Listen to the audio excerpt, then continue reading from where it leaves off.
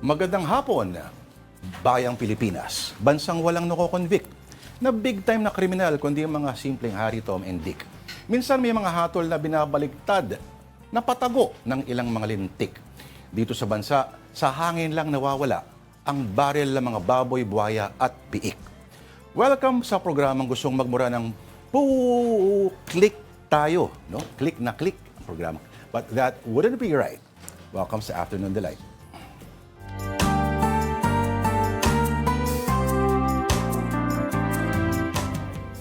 At makakasama ko ngayon, mga kapatid, ang Tita Pauline Versosa natin ng The Big Story. Tita Pao, Happy Hello. Friday! Happy Friday. Thank God it's Friday. Yun ang sabi kanina ng mga nasa newsroom. Oo. Ay, salamat. Thank God it's Friday. Mga karelax kami sa baby. Boom! Dami balita. Oo nga, di ba sabi nila pag kung kailan patapos ng linggo, dyan pa talaga sumasabong ang mga balita. But it is Friday today, and as we all know, all Fridays until November 30, which will be the big rally. It will also coincide with Bonifacio Day. So, leading up to that, magkakaroon po ng mga pocket protests happening. So, merong White Friday at ngayon, meron na ring Black Friday protests. Ang hindi lang mga sale ang Black Friday, tandaan nyo yan, ha? Oo. Isa ring pagkilos yan para ipakita na maraming hindi po masaya sa gawi ng mga bagay-bagay. Parang itong mga nangyari kanina. Oo, ayan na, no? So, merong rally kaninang umaga sa ICI headquarters sa Taguig. So, you can see lots of people storming itong building sa Taguig kung saan yung ICI. Although, parang hindi sila pinapapasok. Oo nga, sabihin kaya nila, may aabot lang silang letter, baka papasukin sila. Oo. So, that happened earlier today, pero mamaya sa Katipunan, Quezon City, around 6 p.m., magkakaroon rin po ng noise barrage and candle lighting against corruption. Ako, parang medyo naging... Medyo nagkakatulakan kanina, no? Mamaya ay pag-uusapan natin kung saang grupo na bibilang ito mga nagde-demonstrate na yan, ano? At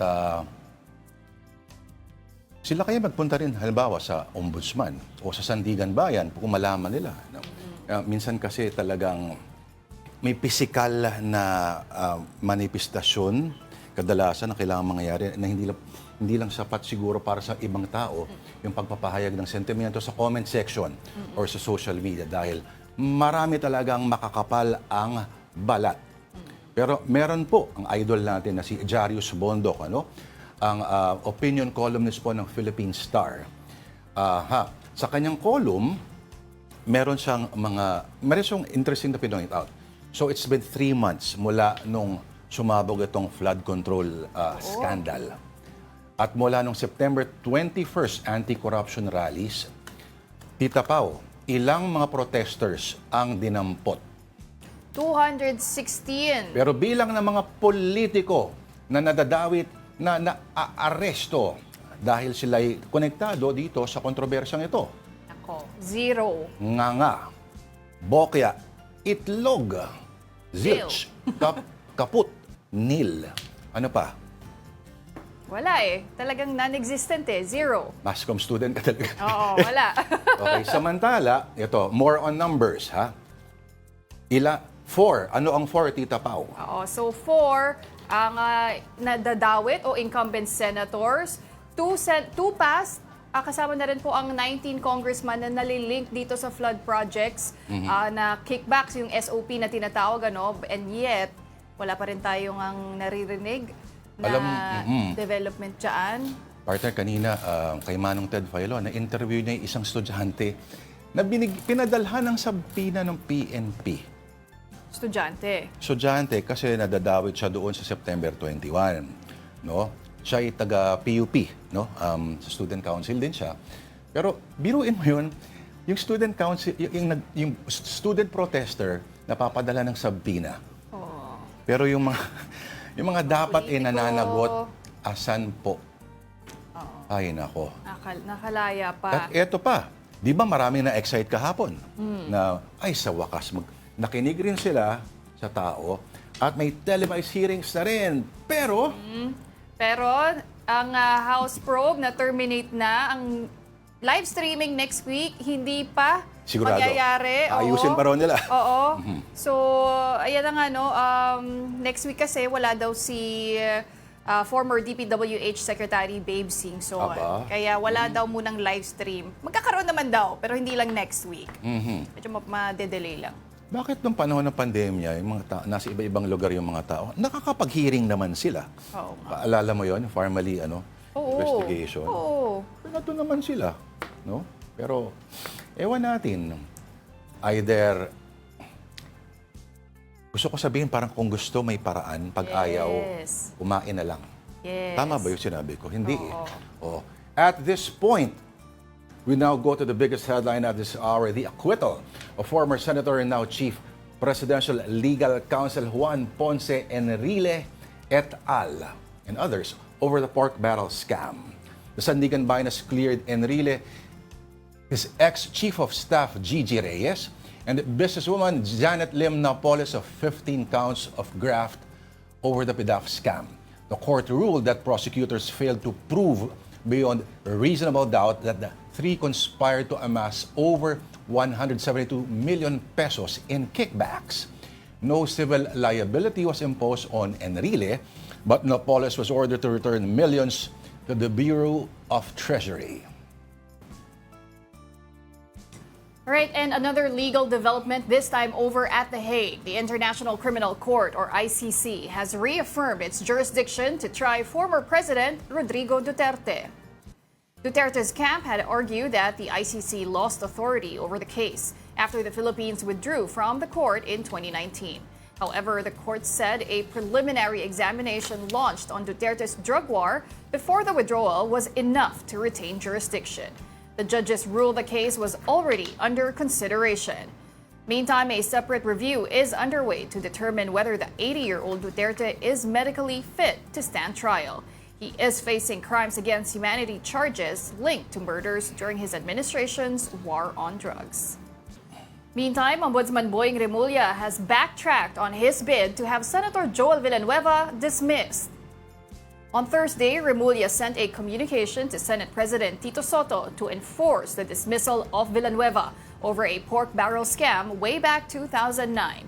In 2016, though, former Ombudsman Conchita Carpio Morales found the former Sibak party list representative turned senator guilty of misuse of 10 million pesos in Priority Development Assistance Fund, or PDAF. Morales' successor, Samuel Martirez, reversed the ruling in 2019, something that Remulla apparently did not know about. It's a surprise secret decision that came out. Nobody was raising that issue before. Joel Villanueva kept quiet through all the years. Ombudsman Martirez never spoke about it. Di ba? Parang secret decision siya. Alam nyo ba yon? Did you know about it? Nobody knows about it. It's not harassment. It's something that everybody thinks to be still valid. That can turn out to be not valid anymore due to a secret decision. Dapat kasi, hindi naman na-publish yan, hindi yan nilabas. Nobody knew about it. It was a strange turn of events as well for former Integrated Bar of the Philippines President Egon Cayosa and former Senator Dick Gordon. For them, Ombudsman Martirez's decision to overturn Senator Villanueva's conviction should be explained. Nasa dilimang taon, hindi na alam, bigla na lang tayo nabulaga. Yes. Ito nga si Boying Remulla, lumalabas na yan. Parang nagpabaya siya. Hindi siya nagpabaya. Tinago eh. Paano mo malalaman kung tinago? Correct. Lumabas na lang ngayon. Dahil nalaman na nila na nung uupo na si Boying on September 2025, uupo si Boying, lumabas ng October 7, and napoy si Boying. September 10, biglang lumabas yung clearance si Villanueva. Halatang halata. Halatang halata. So, dapat maintindihan ng tao yan na talagang may impunity na yan, na tinatago na mismo. Bakit tatago? Dapat sabihin ninyo, bakit yung dinismiss? Well, kahit may secret or not so secret reconsideration ng dating ombudsman, I think it still needs to be looked into. Because it is also a very blatant disregard of due process and accountability of public officials. The new ombudsman can look at that. Kung kumpleto naman, walang irregularidad, pasensya siya. Kung meron, edi pwede niyang i-cite yan and then proceed again. All right, at the Senate, Ombudsman Boying Rimulya and his team defended their 2026 budget before the institution he earlier wanted one member dismissed from. And let's bring in mobile journalist Merimon Reyes. Merimon, okay, and I quote, "Sobra sa batas, kulang sa prosecution. Kayang punuin lahat ng kulungan kung talagang ipaprosecute natin lahat." Sino nagsabi niyan? Clue, binanggit ko na siya kanina. At anong konteksto ang pagkasabi niya noon? Lord Paulina, so far in line din dyan ang natanong din ng media muna para lang magkaroon din ng mas malawak na konteksto. Ito kasi pagpapabilis ni Ombudsman Crispin Remulla from the filing daw ng cases up to the prosecution or even yung resolution is mas pinapabilis nila or pinapaigting nila ito. And ang natanong din ng media kung abot ba kaya by December, meron na raw bang mapuput behind bars. Sabi naman ni Ombudsman Remulla, ayaw niya raw mangako ng pangit ang intensyon pero pinapabilis nila itong sa sistema para raw masiguro na yung mga mananagot ay mananagot. And so far din pagdating dito, pagdating doon sa yung filing daw, yung pagfa-file daw ng kaso, ang sabi din ni Senator Sherwin Gatchalian, usually raw inaabot ito 2 years, 3 years, pero ngayon ba sa liderato naman ni Ombudsman Remulla, mabilis ba ito? Sabi ni Ombudsman, hindi na raw aabutin ng ganung katagal. Titingnan nila tulad ngayon within this next month, magpa-file na rin daw sila ng cases sa Sandigan Bayan na may kinalaman din doon sa mga kaso naman na binigay rin sa kanila ng ICI and ng DPWH. Walang ibang na name drop si Ombudsman Remulla kung sino yung mga sasampahan ng kaso. Bukod lang kay dating ako Bicol Party Representative Zaldico na malamang daw kasama yun and hindi pa raw siya sure kung may mga senador na raw bang kasama doon sa mga makakasuhan pero marami-rami raw ito. Same goes din doon sa preliminary investigation na ginagawa ng Ombudsman. Usually daw it takes 6 months to a year bago matapos yung PI, yung preliminary investigation pero tulad daw ng ginagawa nila sa DOJ at maaari nilang gawin ngayon sa Office of the Ombudsman, within 60 days or 2 months, magagawa na raw nila itong preliminary investigation kasi tatanggalin na nila yung mga redundant stages. Kumbaga, kung nabubuo naman na yung mga ebidensya, mas mabilis na raw yun. Kasi ang tinitingnan nila dito, patataasan na nila yung antas ng ebidensya para mas maging smooth flowing itong mga kaso or mas magkaroon din sila ng case build-up tungkol dyan. And in line with that, yung kanilang 6.39 billion pesos na budget proposal for the year 2026, kasama na dyan yung pagpapatayo pa ng 3 karagdagan na Ombudsman Assistance Centers para na mas mapadali yung at mapalapit sa publiko ang Ombudsman, mas madali daw yung pagtanggap ng mga reklamo, ng mga SALN, and other assistances na kakailanganin. Kasabay din dyan, sa ilalim din ng budget proposal nila, is yung pagmamodernize daw at yung digitalization ng kanilang sistema, hopefully maging paperless na rin daw kasi mano-mano yung current sistema raw sa opisina. So nakikita nila, dito mapapabilis daw nila ang sistema. Hindi lang pagdating doon sa storaging, sa data, kundi sa pag-file din ng resolution or ng mga kaso.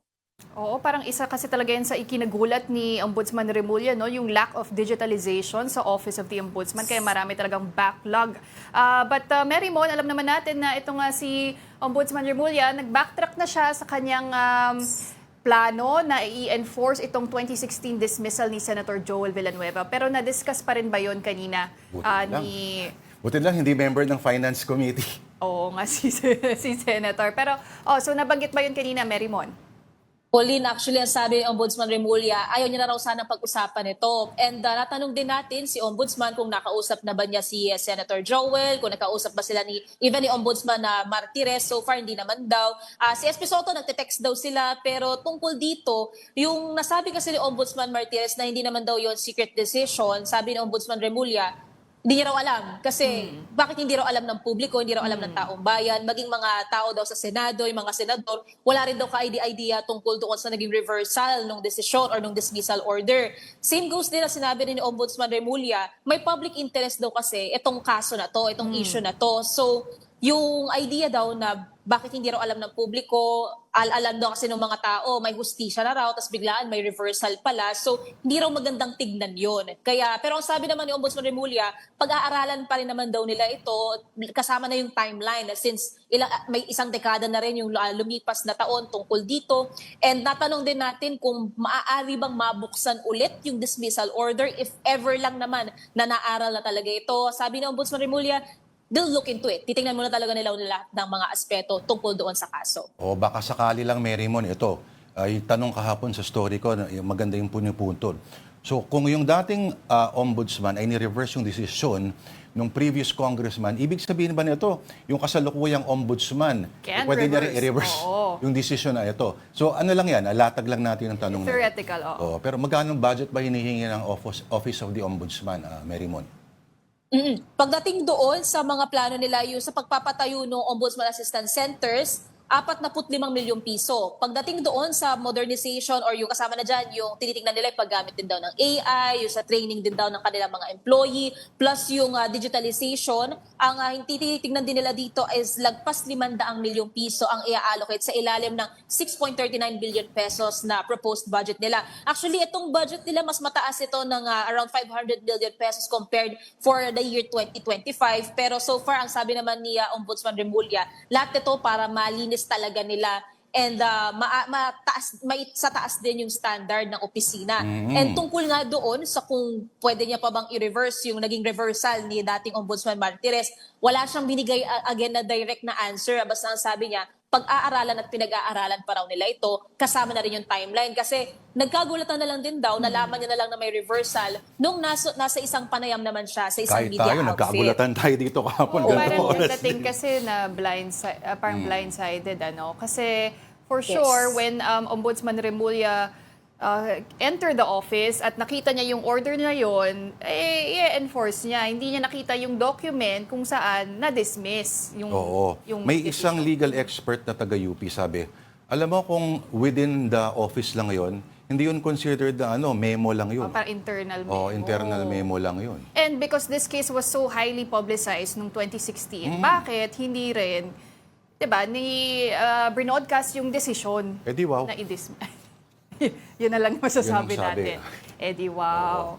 Oo. Pero okay, on other matters, Marymon, nilabas daw ulit mula sa Senate Detention Facility itong si dismissed DPWH Engineer Bryce Hernandez, bakit daw siya lumabas ulit? Oo, Pauline, kahapon, itong si Bryce Hernandez pumunta rin sa Office of the Ombudsman at ang nasabi dyan sa atin Ombudsman Remulla is for fact-finding. So kinausap daw siya, daw walang dinivulge na mga detalye. Pero ang nasabi naman, nung nakapanayam din saglit ng media itong si Assistant Ombudsman Miko Clavano, part pa rin daw ng conversation yung still, nung nasa DOJ pa si na Ombudsman Remulla, yung nais ni Hernandez na makuha na siya from the Senate custody. Pero bukod dyan, ang sabi naman ni Ombudsman Remulla, cooperative witness daw itong si Hernandez. Hindi na raw ipinipilit pa yung pagiging state witness niya kasi nga mahirap naman daw talagang mabigyan ng blanket immunity. And so far, yung pagpapatawag niya, same goes din kay Henry Alcantara. Nalaman din natin na pinapatawag din siya dito para kausapin. Sabi ng Ombudsman Remulla, mga investigator daw ang kakausap sa kanila. So for fact-finding ito, for case build-up din, though wala nga lang na-divulge na ibang detalye kung ano nga ba yung napag-usapan nila. Alright. Okay. Ang cute ng outfit ngayon ni Marymon, parang very, Friday na casual. very eh. sound of music ang dating. Para kasi Ronald, nagpa-fashion police ka na rin Di, ngayon. grabe, si Mr. Lamas naman, araw-araw talaga yun. Ako naman ngayon ko lang, parang very Von Trapp ang dating, Von Trapp singers or sisters. Maraming salamat ang ating teleporting reporter, ang Mobile Journal sa Senado, Marymon Reyes, live from the Senate. Okay, time out muna. Marami pa kaming kwento sa inyo at magbabalik po ang Afternoon Delight. This is AP News Minute. Vice President J.D. Vance has criticized a symbolic vote in Israel's parliament about annexing the occupied West Bank. He said it amounted to an insult and went against Trump administration policies. Over a dozen countries rebuked the Israeli vote. President Donald Trump has pardoned Binance founder Changpeng Zhao. Zhao served prison time after failing to stop criminals from using the cryptocurrency platform to move money connected to child sex abuse, drug trafficking, and terrorism. He's been a supporter of some of the Trump family's crypto ventures. Portland Trailblazers head coach Chauncey Billups, Miami Heat guard Terry Rozier, and former Cleveland Cavaliers assistant Damon Jones are among 34 people charged in connection with schemes involving illegal sports betting and rigged poker games. FBI Director Kash Patel says the case involves mind-boggling amounts of fraud. The entire White House East Wing has been demolished as President Donald Trump moves forward with the ballroom construction. The East Wing, where First Ladies created history, planned state dinners, and promoted causes, has been turned into rubble to make room for a building nearly twice the size of the White House.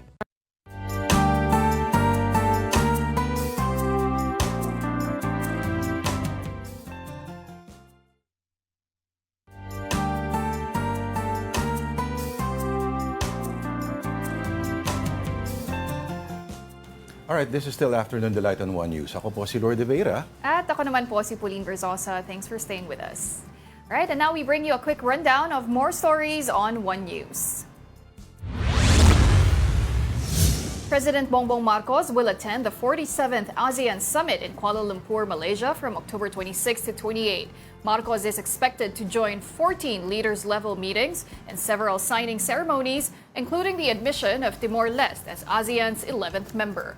The Philippines is set to assume the ASEAN chairmanship next year. Bulacan's 6th District Representative Salvador Pleito denied reports from the Anti-Money Laundering Council, or AMLAC, claiming he received funds from the Discayas. Pleito said he is ready to cooperate with authorities to uncover the truth and urged the public not to jump to conclusions until the results are final. He previously served as president of SA Pleito Construction Corporation. And the Department of Trade and Industry conducted early inspections at the Dangwa Flower Market and several stores to check prices ahead of Undas 2025. DTI Secretary Cristina Roque led the check and warned sellers against overpricing.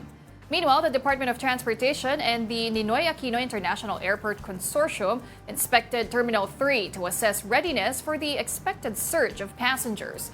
Transport officials said new self-check-in kiosks and terminal upgrades will help speed up travel and provide a more comfortable airport experience. In other news, after releasing a SALN or Statement of Assets, Liabilities and Net Worth, Speaker Bogie Diaz revived a panel to ensure lawmakers' wealth is open to public scrutiny. And here is the report.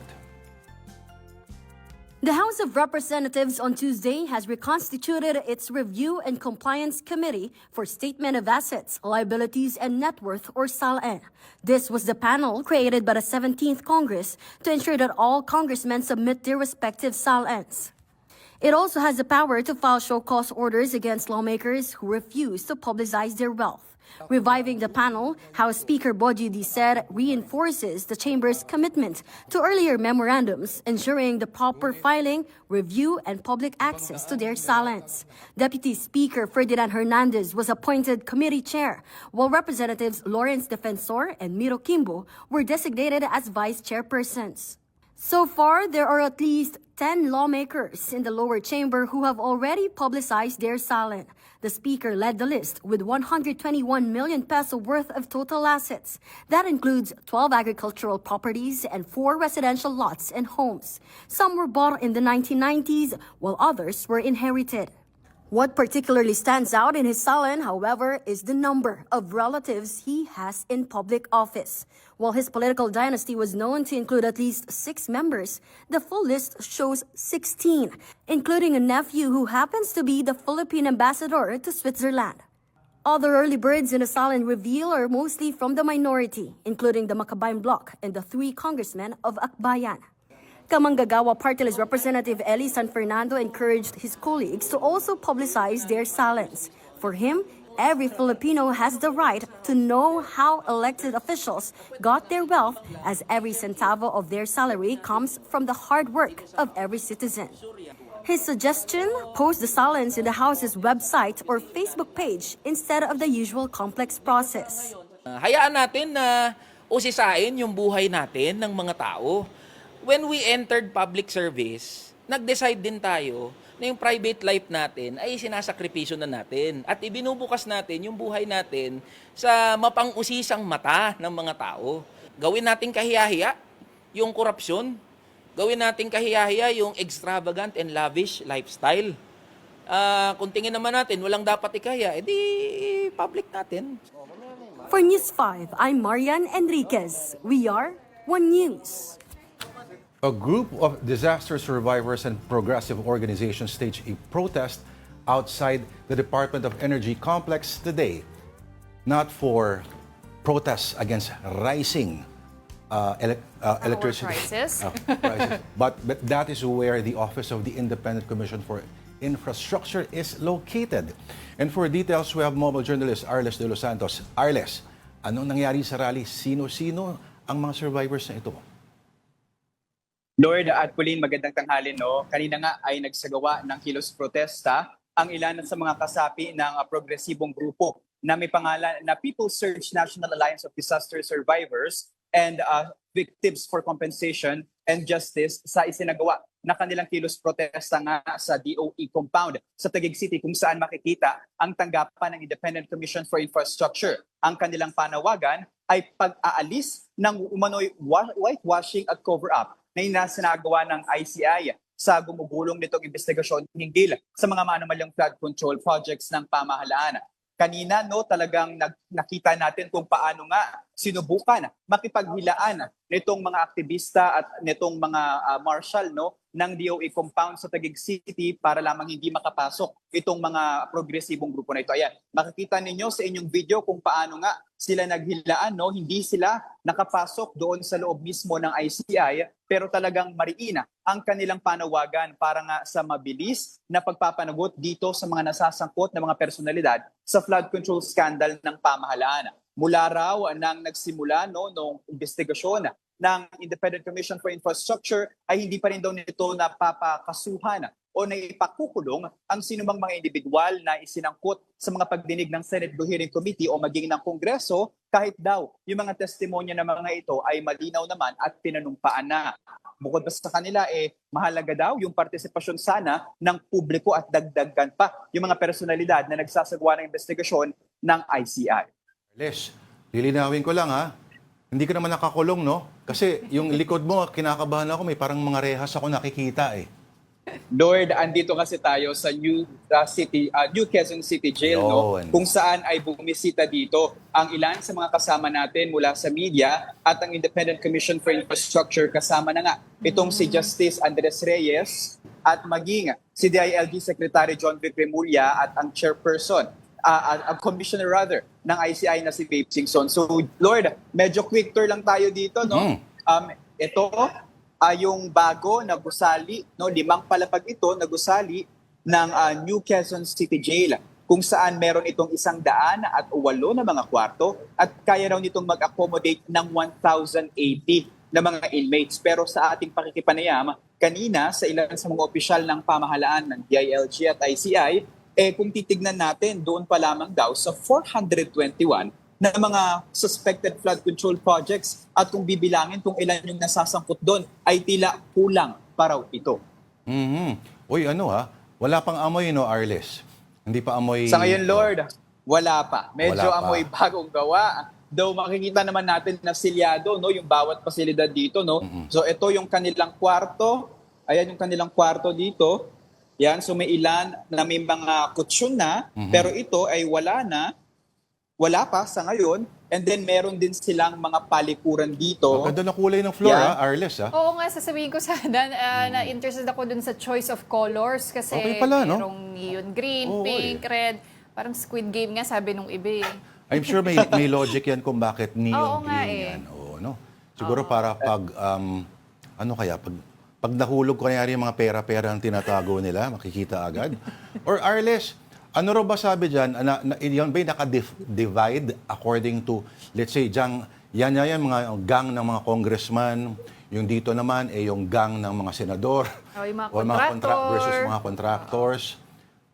Maaaring ganyan ang asahan daw natin, Lord, no? Dahil nga itong New Quezon City Jail, no, ito daw yung isa sa mga pinakamalapit na kulungan sa Ombudsman at Sandigan Bayan. Kaya kapag nagsimula na, no, yung pagdinig at naisampa na yung mga kaukulang kaso na maaaring maisampa dito sa mga personalidad na ito, ay hindi raw sila mahihirapan na bumiyahe at magpalipat-lipat pa. Bukod pa dyan, Lord at Pauline, syempre, kasama sa concern natin yung mga mambabatas at ilang mga personalidad na biglang nagkakaroon ng sakit kapag sumasailalim nga sa investigasyon. Ayon kay DILG Secretary John Vic Remulla, ay mayroon din daw dito sapat na serbisyo para sa medical na pangangailangan ng mga inmates kung sila man ay kakailanganin na magpa-check up. Oo, may nagpapatanong kung meron daw ba siyang tinatawag na, ano tawag doon, conjugal area. Kumbaga sa mga... Meron. Ayun, kanina pinakita Lord, eh. Oo. meron dito isang malawak na cafeteria no nasa medyo ibabang bahagi lamang nitong 5 palapag na gusali na ito. At Lord, meron din doon na retablo kung saan pwedeng magdasal at maaaring Aba? magnilay-nilay yung mga inmate dito. Hindi kaya kidlatan sila dyan? Pag... Oo nga Bakit mo alam na conjugal area kanina? Hindi. Hindi, pero ito tanungin ko, Arles, sino daw yung contractor ng Quezon City building na Jail? yan. Para malaman natin kung substandard ba yan. At kung substandard, parang okay lang naman. Hindi lang yun. Kung ikukulong, maranasan nila. Kung ikukulong din dyan yung contractor. Naku, ano din ba yan? Alam nila kung saan dadaan. Ay, oo nga, bawal pala yun. Go, Arles. So far, Pauline, hindi natin nakuha kung sino nga yung kontraktor nitong gusali na ito, no? Pero so far, napakahalaga raw nito para nga sa pagpapakita ng seryoso na pagnanais ng pamahalaan at talagang maparusahan at mapanagot yung mga nauugnay sa flood control scam ng pamahalaan. Okay, palinaw lang, Arles. Alam naman natin na masakit man tanggapin pero may mga prosesong kailangang daanan. Yan ba detention area lang talaga kahit ang tawag natin News, Quezon City Jail? Detention area lang bang ending ba yan? Ililipat din sila lahat doon sa Muntinlupa?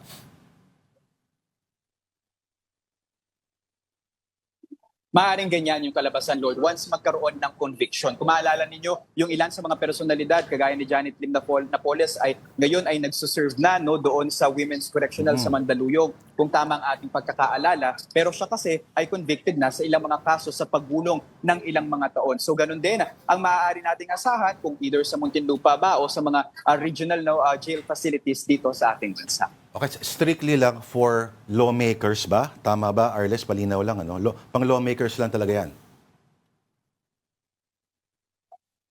Pwede daw ito, Lord, gamitin para panandalian na pagstayan o holding area o yung kung saan pwede makulong itong mga personalidad na ito. Hindi lamang mga lawmakers, pati yung mga contractor, yung mga engineer pa na maaaring kasangkot dito sa flood control scam. Pero ang tanong, mafe-fill up ba yan? May makikita ba talaga tayong makukulong dyan? Sana na-inspire si former Justice Andres Reyes nung nakita niya yung kulungan dyan, Arles? Pero let's go to balikan ko lang yung live stream. So next week, hindi pa muna siya matutuloy kasi busy nga daw o unavailable itong Bitin ka, Una, wala pang hearing na nakaschedule. Wala, Pangalawa, pag-iisipan pa raw. Tama ba? Pag-iisipan pa ba, Arles, or tuloy na yung live stream? Puliin kumpirmado na magtutuloy na nga ang pagla-livestream ng ICI sa mga pagdinig nito. Pero nitong papalating na linggo nga lamang, walang magiging live streaming dahil bukod sa wala si dating DPWH Secretary na si Babe Singson, wala siya next week. So wala rin tayo na maaasahan na pagdinig ng ICI.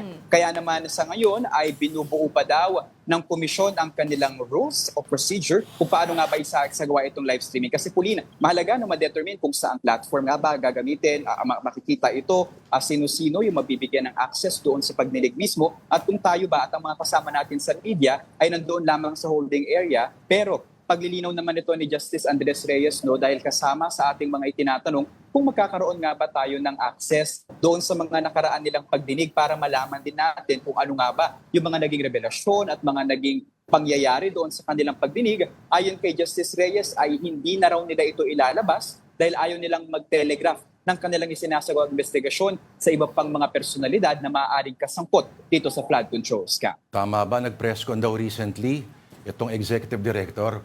Pero ang sabi lang ay may babasahin lang daw siyang statement sabay alis. Tama ka dyan, Lord. Parang ganyan ngayon nangyari kahapon. Though, nagkaroon tayo pa rin ng pagkakataon na makapanayam siya at matanong sa ilang paglilinaw kagaya na lamang ng ating ibinigay na impormasyon ngayon na pinaplansya ng ICI ang plano sa live streaming. Gayon din ang pagpapatuloy pa ng mga paparating na pagdinig nito. So until now, inaabangan natin kung kailan nga ba yung final schedule ng pagdating at pagbabalik ni dating House Speaker Martin Romualdez maging DPWH Undersecretary Roberto Bernardo. Yun lang pala sinabi para parang fina-fine-tune lang yung mga Yung mga rules. Mhm. Kunyari nakapasok yung mga nagrarally kanina doon, Arles.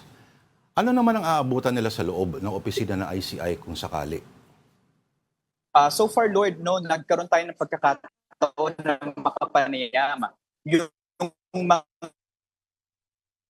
nagkilos protesta doon, no, kagaya na lamang ni Amir, isang kasapi sa ICI, doon sa mismong establishmento nito ay hindi naman daw nila ito sisirain o hindi nila dudumihan yung pasilidad nito o babatuhin ng kung ano man. Nais lamang daw talaga nila na maipahayag ang kanilang pagkadismaya dito sa tila mabagal na investigasyon isinasagawa ng komisyon at yung whitewashing and cover-up nga raw ng ilang mga opisyal na talagang pinakasangkot dito sa flood control scam. Kasama pa nga sa kanilang binanggit kanina na pati si Pangulong Ferdinand Marcos Jr. na pumirma nitong 2025 budget ay kasama dapat sa mga mapanagot. Pero yun nga, hindi sila nagkaroon ng pagkakataon, Lord, na makapasok. Kaya isinagawa na lamang nila ang kanilang programa. Ayan, nakikita ninyo sa inyong screen. Sa labas na lamang ng Department of Energy complex doon sa Taguig City. Short, wala tayong kamalay-malay kasi hindi naman natin alam kung ano nandun sa loob, kung ano mga nangyayari, at kung wala namang mga camera, obviously, di ba? So, ano yun, whiteboard, makukuha nila ron. At maraming salamat sa oras mo, ang ating mobile journalist, Arles de los Santos. Happy weekend sa iyo, Arles. Pahinga din, paminsan-minsan. Okay, happy weekend, Arles. But at this point, we bring you some headlines from our media partners. On the Philippine Star, the Armed Forces rejects claims by Cavite Representative Kiko Barzaga of 15 billion pesos in ghost projects at the institution. The AFP clarified that all funds for its projects are transferred directly to the Department of Public Works and Highways, which takes care of bidding, construction, and inspection. Barzaga was recently delisted from the Philippine Army Reserve Force over allegedly seditious posts against the military. And on Business World, one headline reads, Philippine car sales fall for the third straight month. Vehicle sales slipped in September, dragged by a double-digit decline in passenger car demand. That's amid tighter credit and shifting consumer spending priorities. And for more details of these, you can visit the social media pages of the Philippine Star and Business World. Do check out as well the social media platforms of One News PH for the very latest news. And this is Afternoon Delight on One News, so just need to pause for another break and we'll be right back.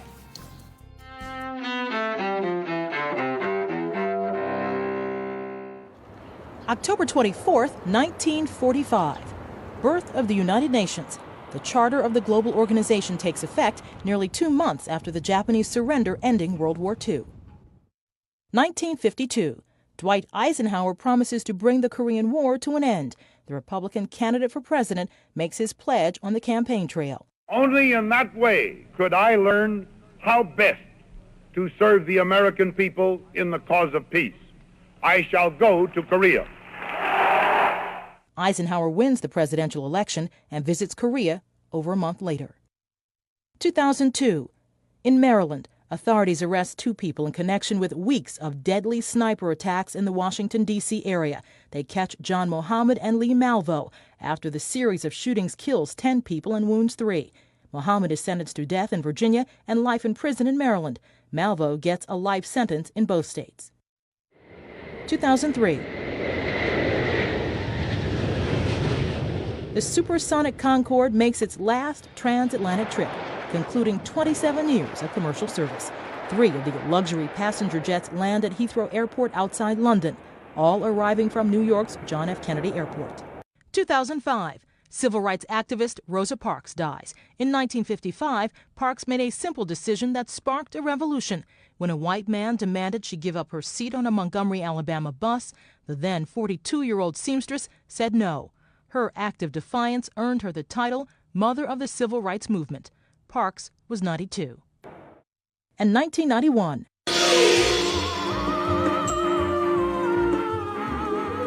Gene Roddenberry, creator of the sci-fi TV series Star Trek, dies in Santa Monica, California. He was 70. Today in history, October 24th, Carlotta Bradley, The Associated Press.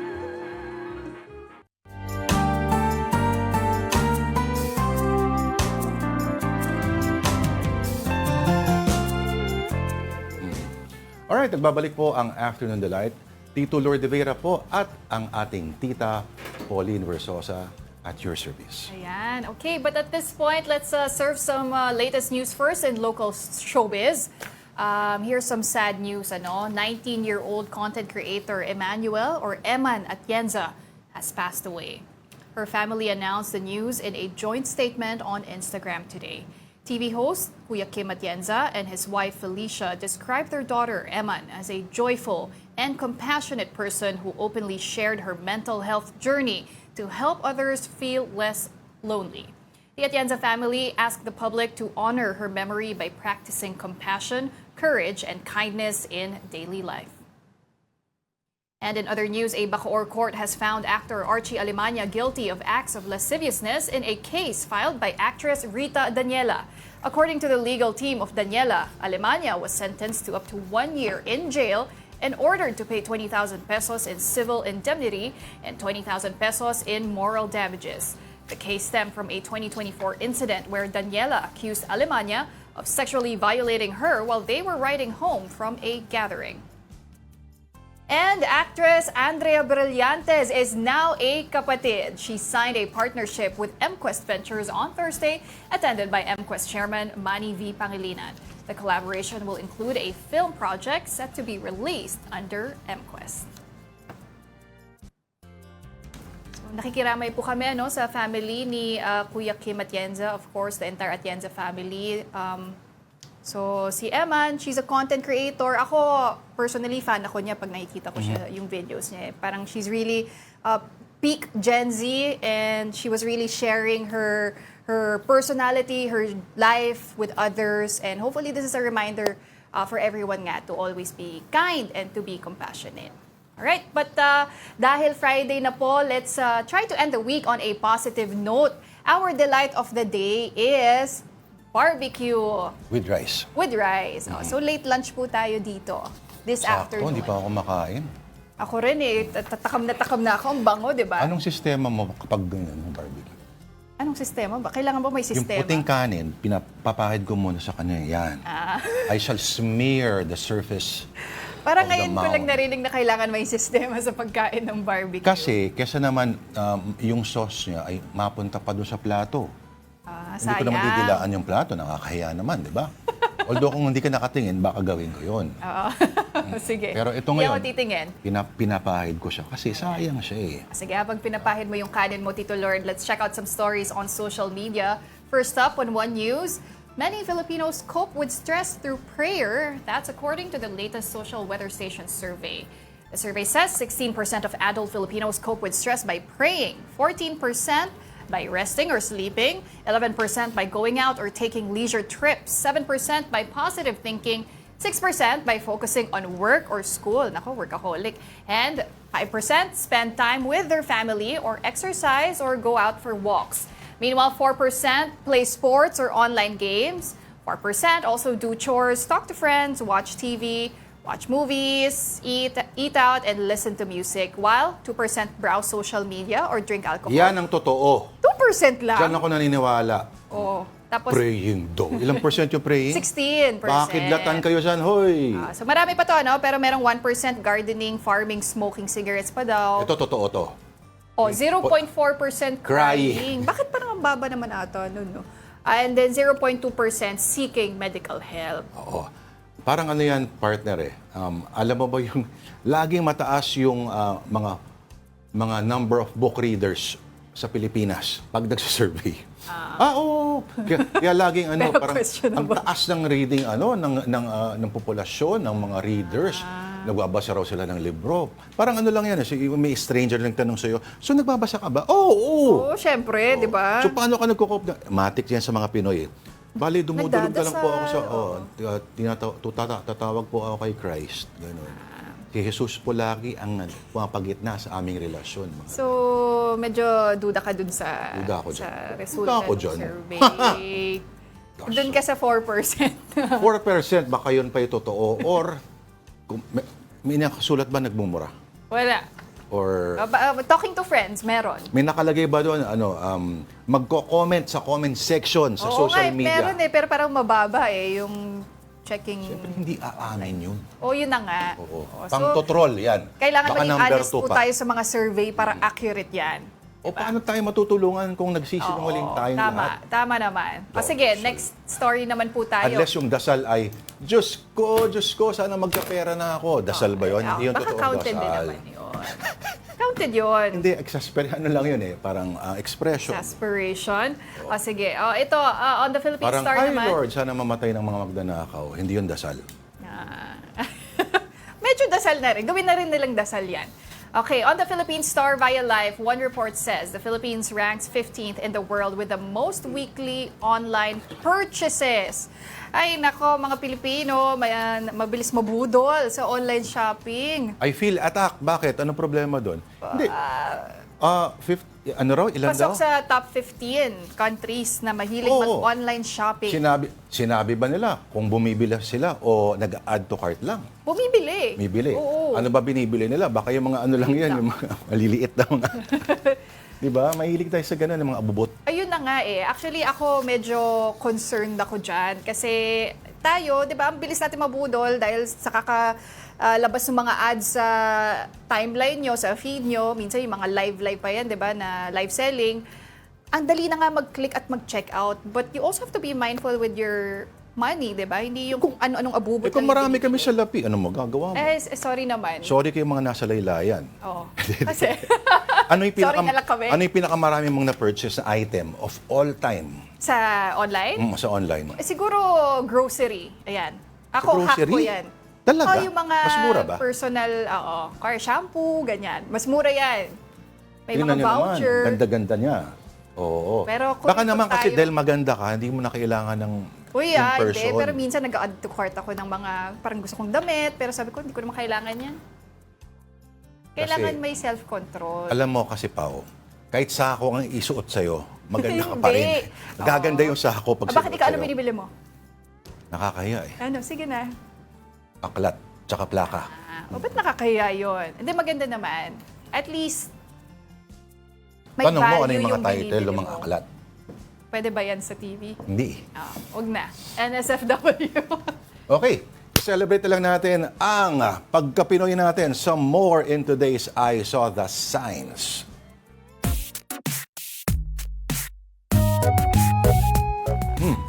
Okay, so today's edition, That's So Filipino. Ito, you know you're Pinoy when you have these. Unang Tingnan photo. natin. Oh, Rosario sa Rosario. kotse. May ganyan ako. Yung piloto ko, ganyan. Pero walang hiya pa rin sa mag-drive. Bakit Pinoy lang ba may ganyan? Mga Latin American countries. Next. Para safe tayo sa biyahe natin. Ito. Ito, Yan. tumpak yan. Pinoy ka talaga pag may tabu ka. Dipper in English. Social mo talaga. Hindi. Kapag nasa ibang bansa ka, kailangan kasi marunong ka kung anong English niyan para kung hahanapin mo. O, di ba? May tabu ka. Kailangan mo ba ng tabo kung meron namang bidet? Ay, oo nga, no? Hindi, pero syempre yung mga minsan, hindi pa high-tech, hindi pa ano. Ang sagot dyan, bakit? Saan mo ibababad yung brief mo kung wala kang tabo? Oo. Oo nga. Diba? Pag sa hotel ka, saan? Sa coffee pot? Oh, yuck. Diba? Ano ba? Oh, ito, kanin. Tama. Okay, parang yung delight lang natin. Pero ano mahalaga yung sandok? Rice is life. Ano yung sandok? Oo nga. Ano yan? Pero rice is life talaga sa ating mga Pinoy. With kaya a saan Y, tayo or life, L-Y-F. Rice Iba ba is yun? life. Hindi, mas solid na buhay yun. Okay. Meron pa ba? Ayan. Ay, Nako, Diyos ko. nabiktima ka na rin Yan, ganyan. tsaka yung ang tawag doon, yung mga Danish cookies.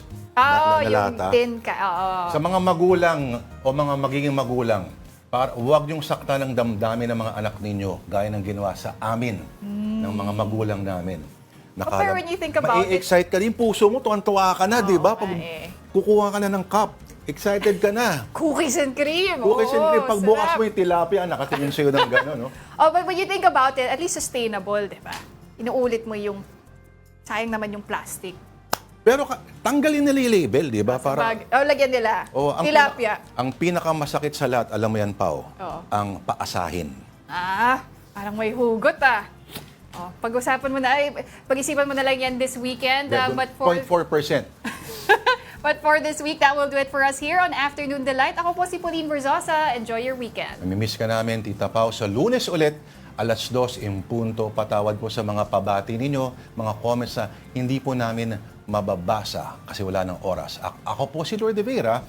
Kapatid, we are One News, all sides, all the time. Have a delightful afternoon and happy weekend. 0.4%. Tubig.